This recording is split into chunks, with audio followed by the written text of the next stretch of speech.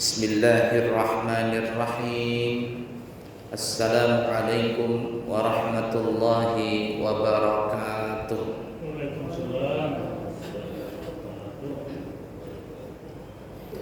Alhamdulillahi rabbil alamin.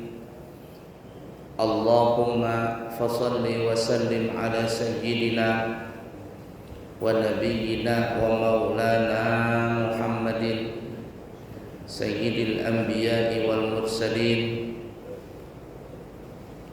Sayyidil Malaikati wal Insi wal Jinni ajma'in, wa ala alihi wa ashabihi wa azwajihi wa dhurriyyatihi wa man tabi'ahum bi ihsanin ila yaumiddin, amma ba'du.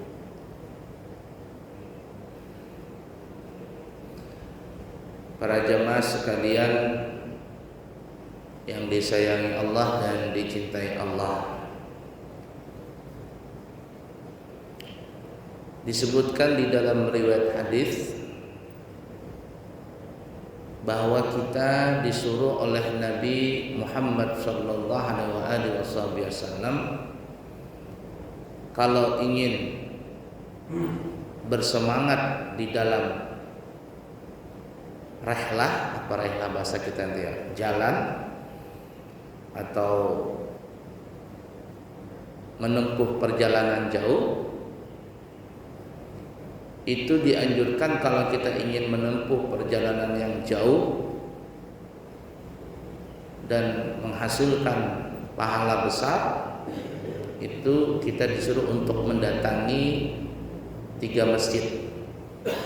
La tashaddur rihal illa bi thalathatil masajid. Janganlah engkau, kata Nabi, bersemangat berlebihan di dalam bermusafir atau di dalam perjalanan jauh, kecuali kalian itu memang betul bersemangat di dalam perjalanan jauh untuk menuju 3 masjid ini.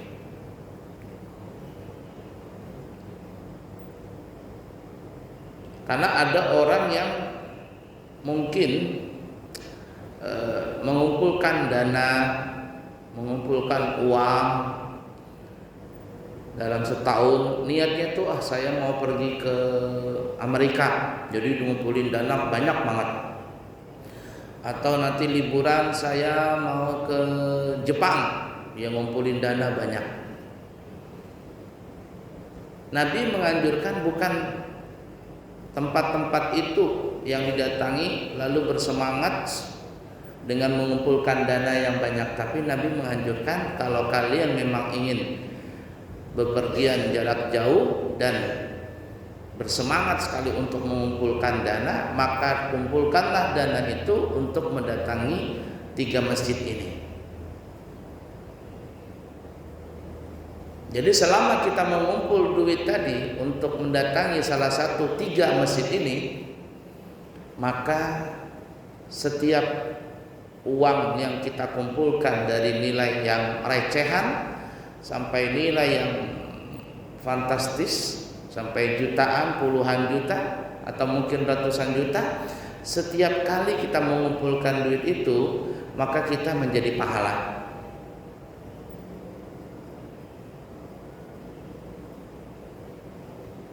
Apa yang 3 masjid itu? Kata Nabi, 3 masjid itu adalah pertama Masjidil Haram. Jadi kalau kita niat ngumpul uang untuk berhaji, untuk berumrah, berhaji dan berumrah, ya mesti pergi ke Mekah. Dan ke Mekah adalah di Masjid Haram, ada Ka'bah di sana. Setiap rupiah dari yang recehan sampai lembaran yang besar itu pahala terus berjalan. Jadi jangan sampai kita tidak ada niat untuk berhaji atau berumrah, jangan. Saya pribadi agak heran kalau ada orang bisa membeli handphone yang harganya mungkin jutaan atau belasan juta atau puluhan juta. Handphone sekarang ini kan yang Standar-standar saja mungkin 3 jutaan sudah. 3 jutaan yang baru. Ada yang sampai belasan juta, bahkan ada yang sampai 20-30 juta. Ada orang mampu beli handphone itu.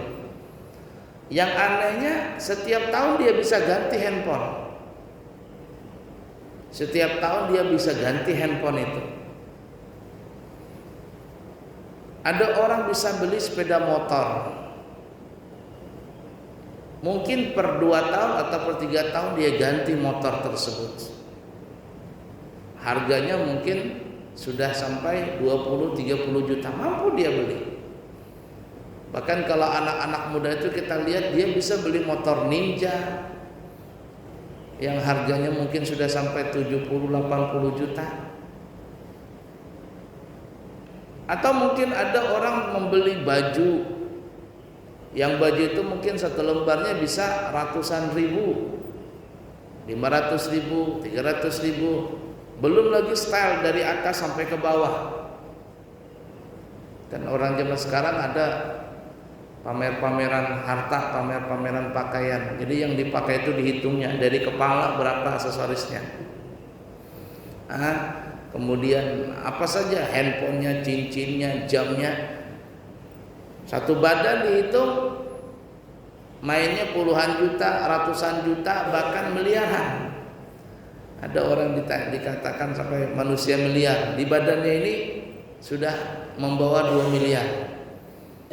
Jam tangannya sudah harganya sudah 700 juta, 1 miliar, belum lagi cincinnya, belum lagi bajunya.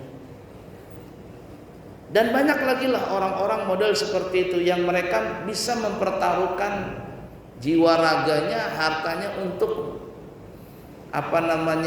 untuk memuaskan dia punya keinginan. Kalau seandainya mereka bisa seperti itu, tapi mereka tidak bisa mengumpulkan uang untuk berangkat haji dan berumrah, maka kata Bang Haji Roma Irama, sungguh terlalu aneh manusia seperti itu. Ada pernah tahun berapa ya, saya beli jamu seduh. Waktu itu keluar motor baru Honda PDF, harganya mungkin berapa puluh juta itu, 30 atau berapa gitu. Tahun pertama kali mengeluarkan motor Honda VDF. Lalu pas saya duduk begitu, lihat ada orang bawa sepeda motor PDF. Kata saya, bagus motornya Pak. Iya katanya. Berapa dia beli gitu? Puluhan juta gini kata dia. Saya bilang itu bisa naik umrah sudah Pak, kata saya. Harga segitu bisa berangkat umrah sudah. Dia terdiam. Artinya kalau Bapak bisa beli seperti itu, yang mungkin nanti harganya 2 tahun, 3 tahun kalau dijual harganya merosot sekali, maka sangatlah aneh kalau tidak bisa seseorang mengumpulkan duit untuk bisa berangkat umrah atau berangkat haji. Sangat-sangat aneh. Oleh karenanya tanamkan di hati kita untuk berangkat umrah. Kumpullah duit tadi. Mungkin sehari bisa 10.000 atau 20.000, kumpul bisa. Coba lihat kalau musim haji itu, kita lihat di TV ada orang tukang tukang sampah, ada pemulung, ada penjual sayur. Dia ngumpulkan duit selama 15 tahun, 20 tahun bisa berangkat. Padahal berapa mereka punya keuntungan atau mereka punya pendapatan dalam sebulan, tapi karena niat tadi jalan bisa berangkat. Dan sekali lagi, setiap orang yang berniat untuk berangkat umrah lalu dia mengumpulkan dana dari recehan sampai yang ratusan ribu, setiap kali dia menyimpan dan berapa lama dia menyimpan itu selalu berpahala. Jalan terus itu pahala. Dan ini yang Nabi tadi katakan, kalau kalian ingin bersemangat di dalam perjalanan jauh, maka janganlah kalian bersemangat kecuali mendatangi 3 masjid ini. Yang pertama tadi Masjidil Haram. Dan siapa yang salat di Masjidil Haram itu sama salat 100.000 di tempat lain. Dan kalau kita sudah sampai ke sana ya, sudah sampai berangkat haji atau berangkat umrah, jangan dibiasakan sholat di hotel. Jangan. Kalau ada memang kemampuan, berangkatlah ke masjid. Dan kalau ke Masjidil Haram, kalau bisa jangan di teras. Ini sholatnya di teras begitu, di halaman. Jangan, masuklah ke dalam masjid supaya bisa mendapatkan pahala i'tikaf. Dan pahalanya beda. Orang sholat yang di dalam sambil melihat Ka'bah dengan orang sholat yang di halaman, apalagi sholat di hotel. Jangan. Bahkan ada mungkin karena dia duitnya banyak begitu ya, lalu ikut travel yang mahal, lalu sholatnya di Tower Zamzam, di sofa itu, naik lantai umpama 30. Jadi ketika mau sholat tinggal buka korden begitu, sholat di dalam kamar ngelihat Ka'bah. Nggak enak, jangan, sensasinya lain. Ya kalau dalam mazhab Imam Syafi'i itu nggak sah sholatnya. Nah beda kalau mazhab Imam Malik. Imam Malik membolehkan, kita Imam Syafi'i tidak sah karena terputus shopnya. Orang berjamaah itu shopnya tidak boleh terputus. Jangan juga kita mentang-mentang rumah dekat masjid umpama, lalu kita sholat dalam rumah ngikut di masjid sini, jangan, karena terputus shopnya. Kecuali shopnya nyambung gitu. Nah itu Masjidil Haram yang pertama. Yang kedua adalah masjidi hada. Yang kedua kata Nabi, masjidku ini, Masjid Nabawi. Dan juga kalau kita berangkat umrah, biasanya paketnya pasti ke Nabawi, ke Madinah. Orang yang mengambil paket umrah paling sedikit kan 9 hari itu. Ada yang 10 hari, 12 hari, 13, 14, macam-macam lah. Bahkan ada yang sekarang arba'in. Arba'in itu adalah maksudnya umrah arba'in itu di Madinah selama 1 minggu. Selama 1 minggu. Jadi di Mekah 1 minggu, di Madinah 1 minggu, sudah 14 hari. Kemudian perjalanan 2 hari. Jadi totalnya 16 hari. Ada paketnya paket 16 hari katanya. Bahkan ada yang paket 18, macam-macam lah. Nah, kalau paket 16 itu biasanya dinamakan paket arba'in. Ya, paket arba'in. Kalau arba'in itu maksudnya melaksanakan sholat di Madinah sebanyak 40 kali sholat secara berjamaah di Masjid Nabawi. Itu memang ada hadis khusus bahwa siapa yang sholat di Masjid Nabawi selama 40 kali, bukan 40 hari ya, 40 kali tanpa terputus berjamaah di Masjid Nabawi, maka Allah akan membebaskan dia dari api neraka. Kalau selain di Masjid Nabawi seperti kita ini, selama 40 hari berjamaah, 40 hari berjamaah tidak lepas, selama 40 hari berjamaah itu baru kita terbebas dari 2, terbebas dari sifat munafik dan terbebas daripada api neraka, alias tidak bakalan orang itu masuk neraka dan tidak ada tersimpan dalam hatinya sifat munafik. Tapi khusus di Madinah adalah bukan 40 hari, cuman 40 waktu, 40 sholat. Nah kalau 40 sholat ini berarti berapa hari itu? Kurang lebih 8 hari ya, 8 hari. Nah ini yang disebut namanya paket arba'in tadi. Kalau dia ngambil 16 hari, Ya belum cukup sih, cuman bisa diatur untuk mencukupi di Madinah tadi. Biasanya itu paketnya paket ya tadi paket 18 hari, paket 20 hari. Itu yang lebih dikenal namanya umrah arba'in. Umrah arba'in, paket arba'in. Dan begitu juga jamaah haji Indonesia, baik yang yang reguler biasa atau haji furada yang langsung berangkat, itu sama harga, sama anunya. Di Madinah itu dikasih waktu selama 8 hari. 8 kalau ada bonus sampai 9 hari. Jarang sampai 10 hari, itu jarang. Saya jadi petugas haji itu membimbing jamaah dari Indonesia, itu rata-rata antara 8 sampai 9 hari di kota Madinah. Jadi setiap hari berjamaah 5 kali, 40 bagi berapa itu? Bagi 5 ya, sama dengan 8 hari. Ya begitu ya, selama 8 hari. Jangan sampai putus berjamaah, itu khusus untuk Masjid Nabawi. Dan juga sama seperti di Makkah tadi, kalau kita berangkat umrah walaupun cuma 9 hari, apalagi sampai bisa arba'in, usahakan kalau salat di Masjid Nabawi itu masuklah ke dalam masjid.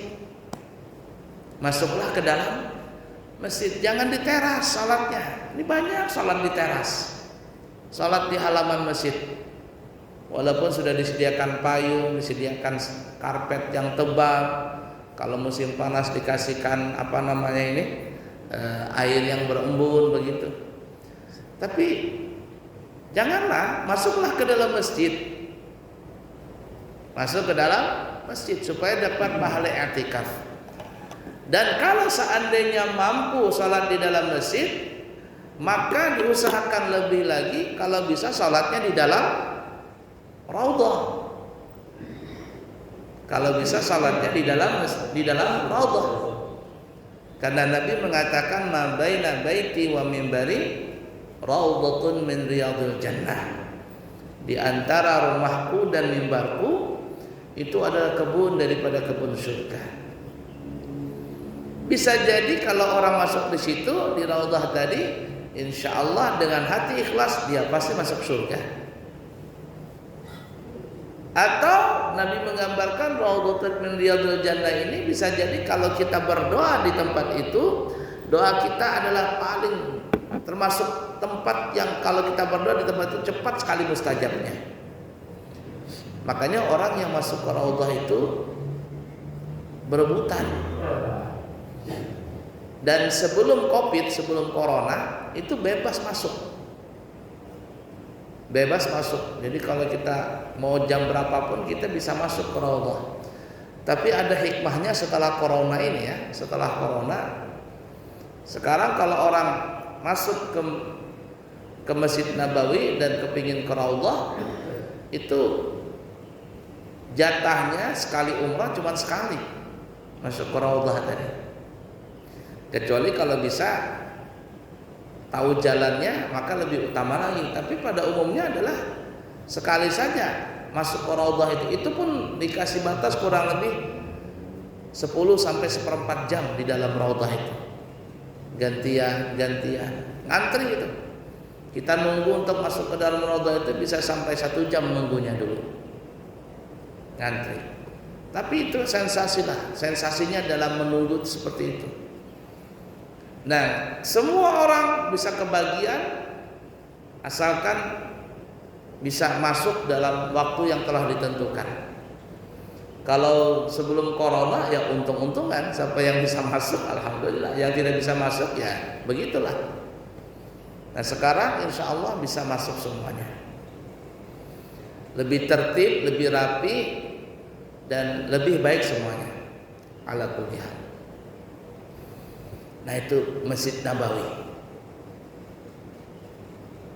Berusaha untuk bisa masuk dan sholat di dalam Masjid Nabawi.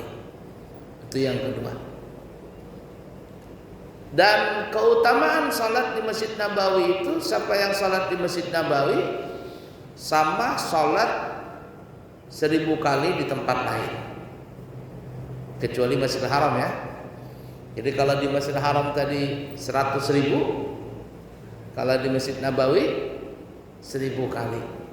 Kalau kita sholat maghrib di Masjid Nabawi itu sama kita sholat maghrib di Masjid Nur Ibadah Nur Ibadah ini 1000 kali. Tapi jangan juga diakal-akalin. Saya kan sudah umrah nih, sudah umrah, sudah sholat di Masjid Haram, Masjid Nabawi sama 100.000 kali. Kalau di Masjid Nabawi sama dengan 1000 kali. Kalau begitu nanti pulang umrah saya nggak mau sholat lagi, sudah impas katanya. Enggak bisa begitu, jangan diakal-akalin. Artinya segi pahalanya seperti itu banyaknya. Tapi setelah pulang umrah, setelah pulang haji, ya tetap kita melaksanakan kewajiban sholat 5 waktu di tempat kita. Jangan diakal-akalin. Kan saya sudah sholat kemarin di Masjid Haram, sama pahalanya 100.000. Di Masjid Nabawi 1000 kali. Aku nggak mau sholat lagi. Oh jangan. Itu ngakal-ngakalin namanya. Bismillahirrahmanirrahim. Alhamdulillah.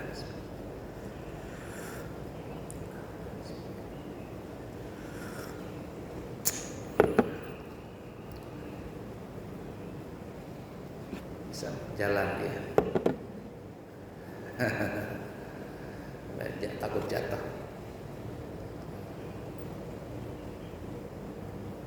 Itu yang kedua. Kemudian kata Nabi yang ketiga,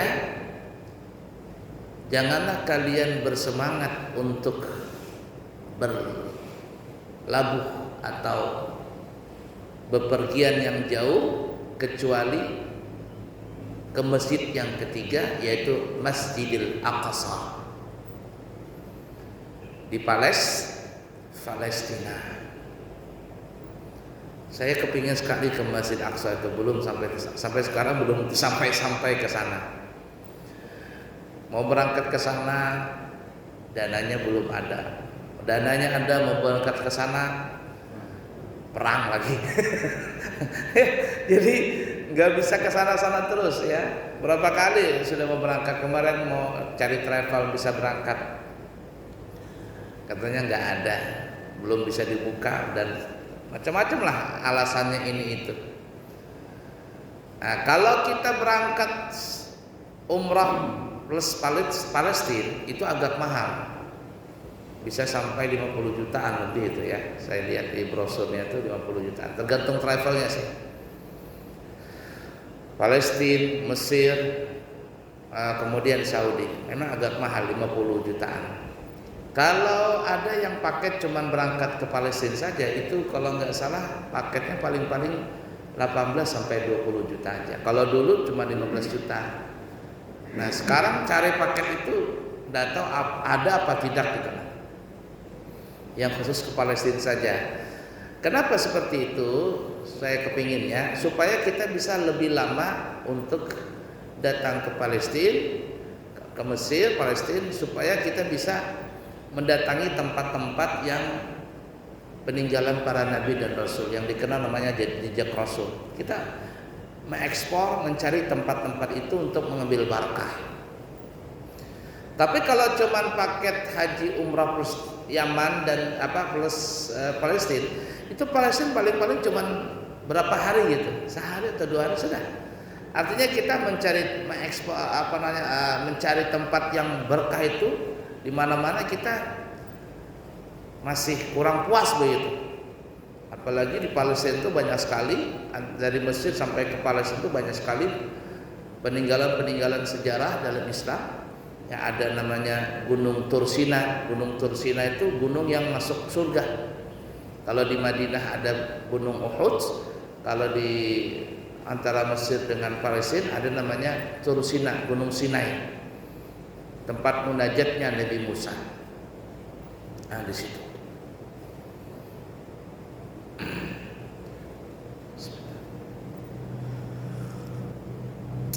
Terus terang sampai sekarang saya kepingin ke Palestina. Cuman ya tadi tidak tahu gimana caranya mau berangkat ke sana itu lagi. Yang penting ada niat dulu. Kita kumpulin uang, ada niat. Nanti Allah kasih jalan untuk bisa berangkat ke sana. Saya terus terang sangat iri. Iri ini bukan iri jelek ya, iri kepingin begitu juga seperti orang-orang atau ustadz yang bisa berangkat ke sana gitu. Mengetahui letak di sana. Dan antara Masjidil Aqsa dengan peperangan yang ada sekarang ini di Gaza itu jauh ya. Jauh, kurang lebih mungkin ada 200 sampai 300 km katanya begitu kata orang. Saya belum tahu juga. Cuman karena ada dampak perang ini, karena perang ini mungkin ada dampak juga kalau kita mau ke Masjid Aqsa itu. Ala kulli hal, Masjid Aqsa ada di Palestina. Dan ini adalah tempat yang bersejarah dan ini memang tempatnya orang Islam. Karena Nabi Allah Ibrahim alaihissalatu wassalam yang tinggal di situ. Belum ada Yahudi, belum ada Nasrani. Nabi Ibrahim membawa agamanya adalah agama Islam. Makanya di Palestina itu subhanallah, tanah yang diberkahi oleh Allah, Ardul Muqaddasah, tanah yang disucikan. Kenapa disebut Ardul Muqaddasah, tanah yang disucikan? Makanya disebut Maqdis, Baitul Maqdis. Karena di Baitul Maqdis ini 3 agama turun, ya disebutnya dinus samawi, agama yang datang dari langit, maksudnya agama wahyu, itu ada di Palestina. Yang pertama adalah agama Islam. Itu adalah Nabi Ibrahim. Kenapa Nabi Ibrahim beragama Islam? Karena disebutkan di dalam surah apa itu? Di dalam Al-Quran intinya, yang ayat itu kita baca juga pada saat kita baca doa iftitah. Itu adalah doanya Nabi Ibrahim. Inni wajjahtu wajhiya lilladzi fataras samawati wal arda fataras samawati wal arda hanifan muslimah wa ma ana minal musyrikin. Aku, kata Nabi Ibrahim, mentawajuhkan jiwa ragaku kepada Allah yang memiliki langit dan bumi. Hanifan muslimah, hatiku ini lurus kepada Allah yang menguasai langit dan bumi ini. Muslimah, menyerahkan diri sebagai orang Islam. Wa ma ana minal musyrikin, dan aku bukan termasuk orang yang mensekutukan Allah. Inna salati, sesungguhnya salatku, kata Nabi Ibrahim, wa nusuki, ibadahku, wa mahyaya, hidupku, wa mamati, matiku, lillahi rabbil alamin, aku serahkan untuk Allah yang menguasai alam semesta. La syarika lahu, tidak ada syarikat baginya. Wa bidzalika umirtu wa ana minal muslimin. Ada dalam ayat itu wa ana awwalul muslimin. Dan karena itulah aku diperintahkan dan aku adalah termasuk orang yang pertama kali muslim. Ya, pertama kali beragama muslim. Menyerahkan diri kepada Allah. Dalam ayat ini kita meyakini seyakin-yakinnya bahwa Nabi Ibrahim itu adalah beragama Islam. Dan syariat Nabi kita Muhammad sallallahu alaihi wasallam ini satu jalur, syariatnya sama dengan syariatnya Nabi Ibrahim. Syariat kita sama dengan syariat Nabi Ibrahim. Makanya disebut Nabi Ibrahim itu namanya Abuddin, bapaknya agama. Bapaknya agama termasuk yang kita ini orang Islam. Ada syariat berkhitan, kita juga orang Islam berkhitan. Ada syariat haji, kita ada haji dan umrah, Nabi Ibrahim itu. Ada ibadah kurban, kita berkurban, Nabi Ibrahim. Ada apa lagi? Sholatnya. Tata cara sholat kita itu sama dengan tata cara sholat Nabi Ibrahim. Karena ada ulama yang mengatakan nabi-nabi zaman dulu itu memang diperintahkan sholat, tapi gerakan sholatnya itu ada bermacam-macam. Ada yang mereka tuh sholat cuman diperintahkan cuman berdiri saja. Konon Nabi yang syariatnya yang sholatnya itu cuman berdiri itu adalah syariat sholatnya Nabiullah Sulaiman.